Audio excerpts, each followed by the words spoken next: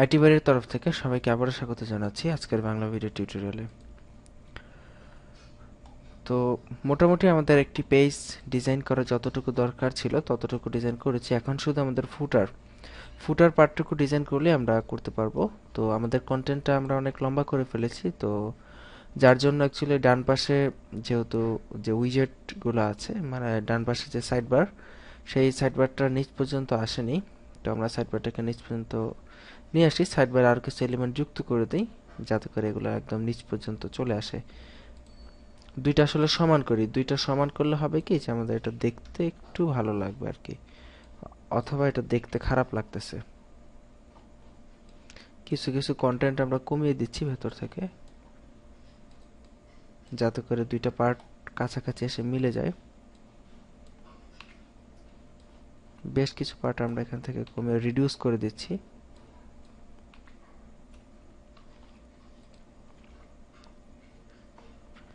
অনেক কন্টেন্ট কমিয়ে দিলাম ভেতর থেকে।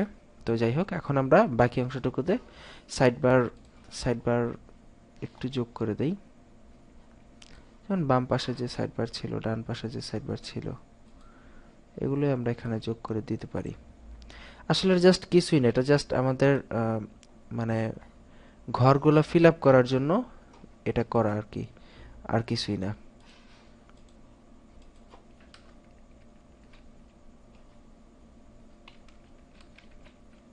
একই জিনিস বারবার দিচ্ছি যাতে করে এই দুইটা পার্ট মানে বাম পাশ আর ডান পাশটা যাতে সমান হয়। সমান হলে আমাদের ফুটারটা আমরা যখন ডিজাইন করব তখন দেখতে সুন্দর লাগবে, আদারওয়াইজ কিন্তু ফুটারটা সুন্দর লাগবে না।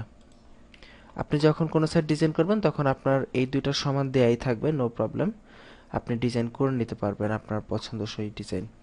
আর এখন ডান পাশে যোগ করা শেষ, এখন আমরা বাম পাশে যোগ করতে যাচ্ছি। এই যে বাম পাশ,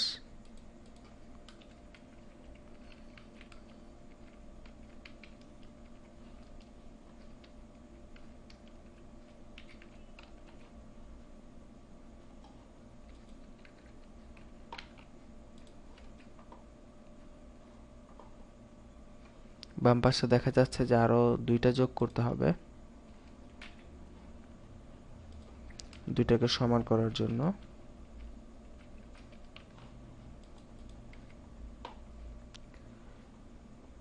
তারপর অ্যাকচুয়ালি দুইটা সমান হলো না।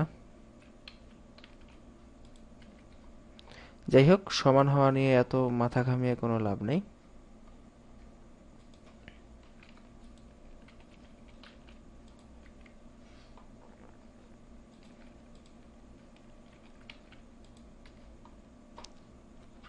আচ্ছা, যতটুকু হয়েছে এনাফ চলবে। এখন আমরা ফুটার ডিজাইনের কাজ শুরু করব। তো ফুটারটা আসলে কিরকম হবে বা কতটুকু ফুটারটা ডিজাইন হবে সেটা আমাদের এখান থেকে আগে নির্বাচন করে নিতে হবে যে আমাদের ফুটারটা আমরা 4টা কলামে করব। বাম পাশে থাকবে 3টা কলাম এবং ডান পাশে থাকবে 2টা কলাম। তো এইভাবে আমরা আমাদের ফুটারটাকে সাজানোর চেষ্টা করব এবং কালো রঙের একটা ফুটার ইউজ করতে পারি। কালো রঙের ফুটার ইউজ করলে ভালো হয়। তো ফুটারের জন্য আমাদের সেই এই যে 2টা কোড আমরা রেডি করে রেখেছিলাম, সেই 2টা কোড আমরা নিয়ে নিচ্ছি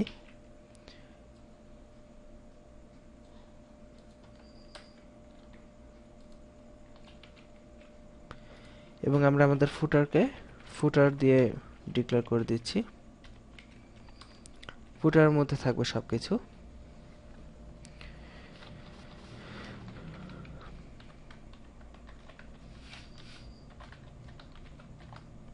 ডিভের ক্লাস হচ্ছে ফুটার পার্ট। আচ্ছা, ফিক্স করে দেই। আবার এই ফুটার মধ্যে আমরা চাচ্ছি যে বাম পাশে 3টা পার্ট থাকবে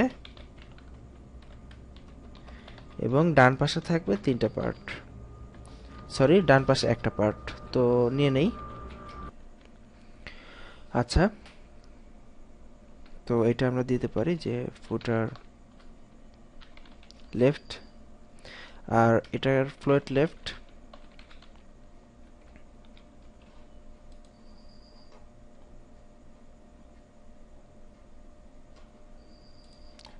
একই সাথে ফ্লোট লেফট করে দিলাম।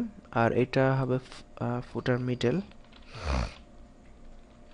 আর সবার শেষেরটা হবে ফুটার রাইট। সরি, আমাদের তো তিনটা পার্ট করব আমরা, মানে টোটাল চারটা পার্ট হবে, যে বাম পাশে তিনটা পার্ট, ডান পাশে একটা পার্ট, অথবা বাম পাশে দুইটা পার্ট, ডান পাশে একটা পার্ট। তিনটা পার্টই করি, চারটা পার্ট করলে আপনাদের জন্য হয়তো একটু বেশি জটিল হয়ে যেতে পারে। যাই হোক, আমরা তিনটা পার্ট এখানে করলাম, লেফট, মিডল এবং রাইট। তো লেফট পার্টে কি কি থাকবে? লেফট পার্টে আমরা কি দিতে পারি? আমাদের ক্যাটাগরিগুলো নিয়ে আসতে পারি হেডিং 2 দিয়ে।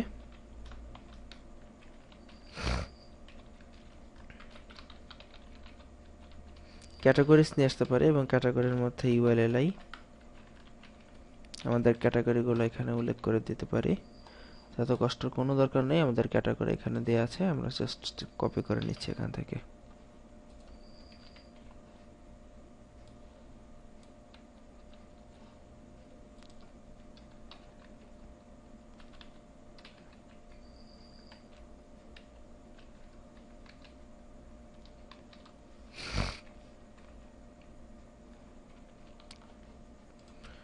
তো দেখি ফুটার পার্টে আসছে কিনা আমাদের ক্যাটাগরিগুলো।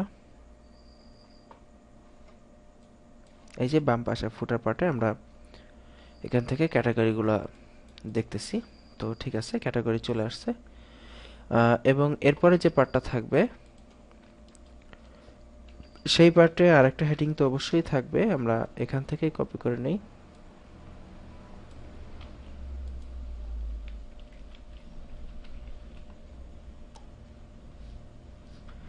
এবং এই পার্টে ধরেন ক্যাটাগরি থাকবে না, এই পার্টে থাকবে ব্লগ পোস্ট। তো ব্লগ পোস্টে এই জায়গা আমাদের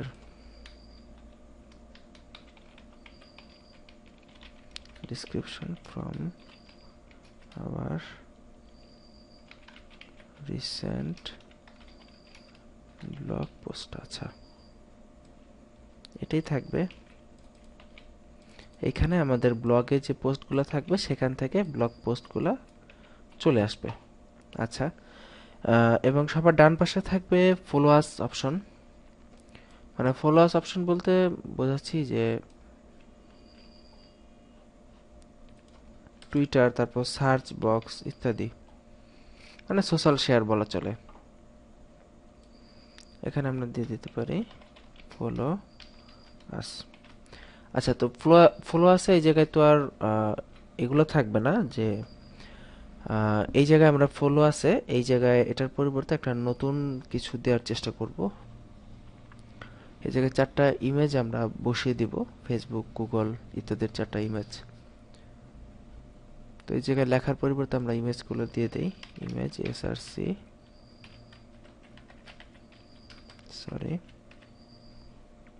আর অল্টার ট্যাগ দেয়া লাগে, কিন্তু আমরা তো এই জায়গায় অল্টার ট্যাগের কাজ করতেছি না।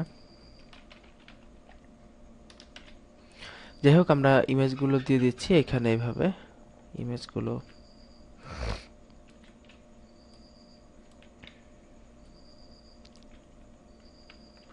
আচ্ছা, তো এখন আমরা ইমেজগুলো নিয়ে আসব। তো আমরা ইমেজগুলো গুগল থেকে নিয়ে আসতে পারি।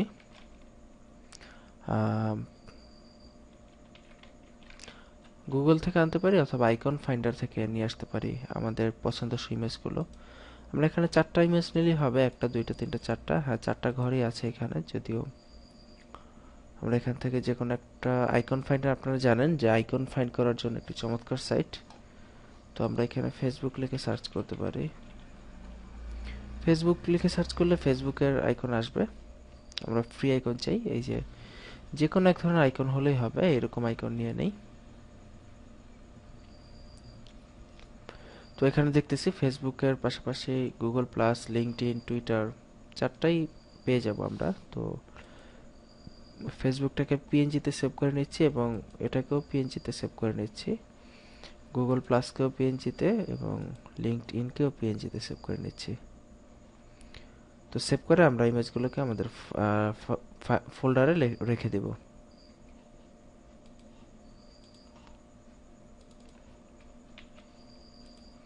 আচ্ছা, তো ইমেজগুলোর নেমগুলোকে আমরা চেঞ্জ করে দেই, এফবি, তারপর জি প্লাস, তারপর হচ্ছে টিডাব্লিউ আর এটা হচ্ছে লিঙ্কডইন, LDIN।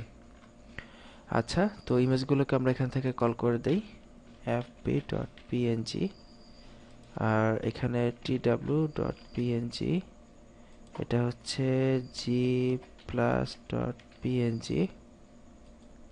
আর এটা হচ্ছে ldin.png। আচ্ছা, চারটা ইমেজকে আমরা এখান থেকে কল করে নিয়েছি। হ্যাঁ, সবগুলোই আমরা এখান থেকে পেয়ে যাচ্ছি, আপনারা দেখতে পাচ্ছেন। ওকে, তো আপাতত এই পর্যন্তই থাকলো। আমরা মকআপটা করলাম যে ফুটারের মানে মার্কআপটা শেষ হয়ে গেল আমাদের। এখন আমরা আগামী টিউটোরিয়ালে এটাকে ডিজাইন করব, ফুটারের ব্যাকগ্রাউন্ড দিব, ফন্ট নিয়ে কাজ করব, বর্ডার দিব, ইমেজগুলোকে সাইজ করব। তো আজ এই পর্যন্তই, আগামী টিউটোরিয়ালের আমন্ত্রণ রইল। ভালো থাকবেন সবাই, আল্লাহ হাফিজ।